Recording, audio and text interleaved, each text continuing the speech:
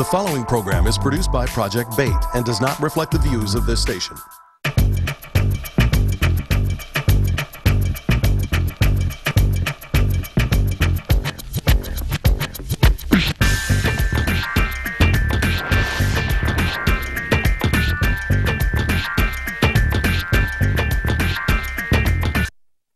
This is Mark Wells, and this is part 3 of a report on black leadership in the Obama era for My People. For those of you who may have missed parts 1 and 2 of this report, the inspiration for this report was the battle between the Reverend Al Sharpton and Tavis Smiley that erupted on air a few weeks back. Smiley called out Sharpton and others who people assume are supposed to represent the wishes, aspirations, and needs of the black community. Smiley took issue with these assumed leaders, leaving a special meeting with President Obama and saying that there was no need for a specifically black agenda to address high employment rates amongst African Americans. My point here is not necessarily to discuss whether or not Obama should develop a specifically black agenda, but rather to look to past examples and determine if Tavis Smiley was correct in his assessment or he was just hating on Obama, as some black folks seem to think. First of all, for President Obama, in the same way that it is true that he has to lead and represent all Americans and not just black Americans, black and other Americans must also hold him accountable for his actions or lack of action in the same manner as previous presidents. It's a lie to say that Obama cannot implement policies that specifically address the concerns of a specific community or group. The first bill this president signed into law was the Lilly Ledbetter Fair Pay Act of 2009. Which was enacted to address the issue of pay discrimination, in this case directly influenced by the experiences of a woman, Lilly Ledbetter. Past presidents have also enacted laws aimed to eliminate discriminatory practices against African Americans. In 1941, Franklin Roosevelt signed Executive Order 8802 to eradicate discrimination in the job market, including government and armed forces. In 1948, Harry Truman issued Executive Order 9981 to strengthen civil rights initiatives and desegregate the armed forces.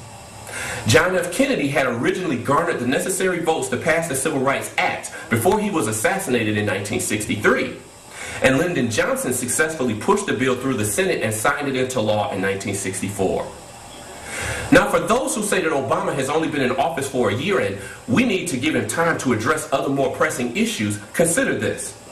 Healthcare reform was also on President Bill Clinton's agenda when he took office back in 1993.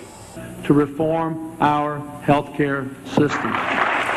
But even so, John Jacob, who was the president of the National Urban League at the time, called on Clinton to help create jobs for African Americans and to educate African American children for a technologically advanced workforce.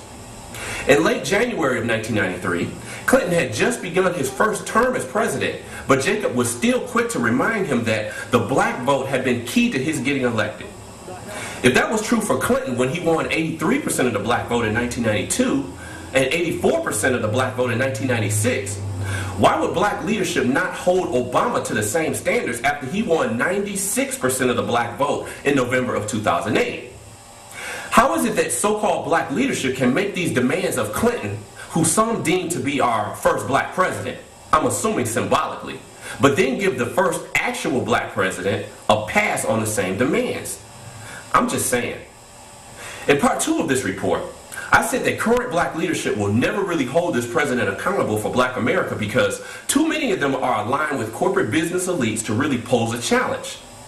This statement can be applied to not only those who consider themselves black leaders, but also black elites in general. There are hundreds of examples of this. Andrew Young is still recognized as one of Dr. Martin Luther King's top aides in the historic struggle for civil rights. But in 2006, he decided to become a spokesperson for Wal-Mart, a multi-billion-dollar company that has been long accused of human and workers' rights abuses in both their U.S. stores as well as their factories around the world.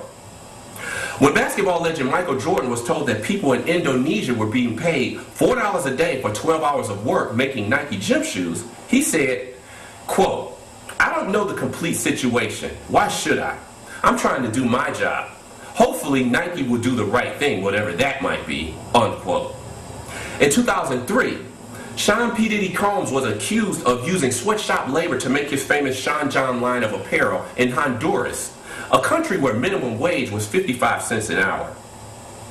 My point here is that although these people may look like anyone you see walking around in ghetto USA, their outlooks and agendas are more in line with those controlling Wall Street than those living on Martin Luther King Jr. Boulevard. And speaking of MLK, I'm sure you've all seen the endless depictions, paintings, and photos of Obama standing next to or in front of MLK and Rosa Parks. The obvious message being that Obama is the personification and embodiment of MLK's dream.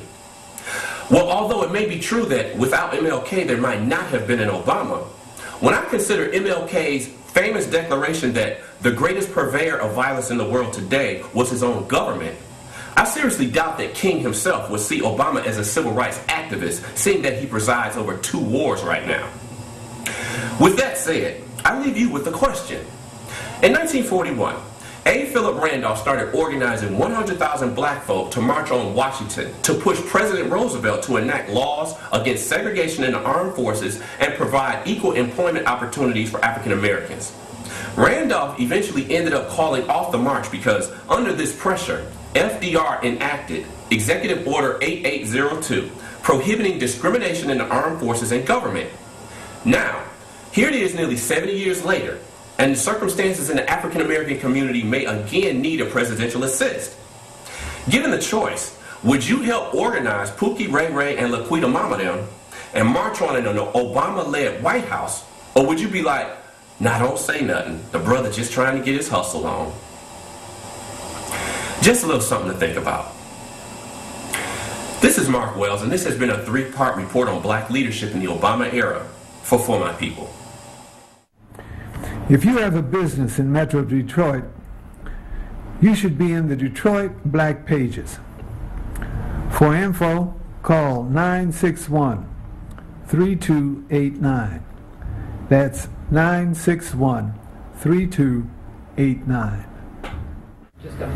Hi, this is Ron Scott, and each week we have an opportunity to discuss a number of subjects right here on For My People, which is a production of Project Bait, Black Awareness and Television. We've had an opportunity to reach various publics, various people around the community.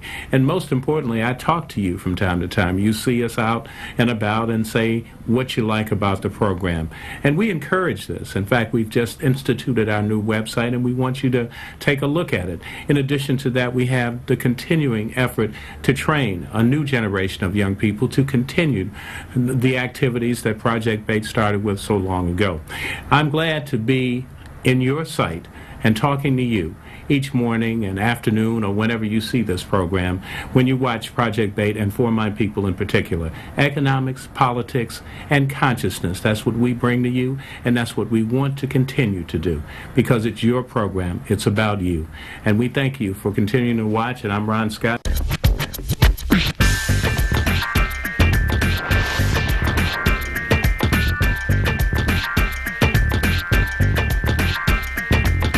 The preceding program was produced by Project Bait and does not reflect the views of this station.